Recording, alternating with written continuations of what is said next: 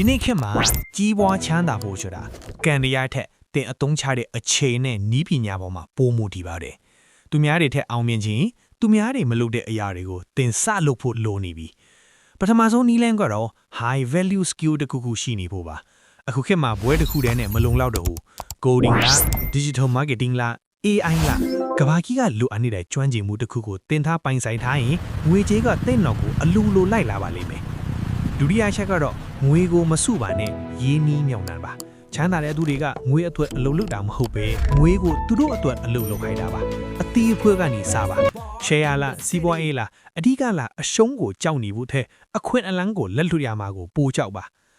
လူငယ်ဆိုတာမားပိုင်ခွင့်ရှိပါတယ်ဒါပေမဲ့အချိန်ဖြုံးပိုင်ခွင့်တာမရှိဘူးတခြားသူတွေ game ဆော့နေချိန်လေပေးနေချိန်မှာတင်ကတော့ကိုတီဆောက်နေပါအောင်မြင်မှုဆိုတာတညာတဲ့နဲ့ရောက်လာတာမဟုတ်ဘူးနေတိုင်းလုပ်တဲ့အလေးအကျင့်လေးတွေရရလက်ပါ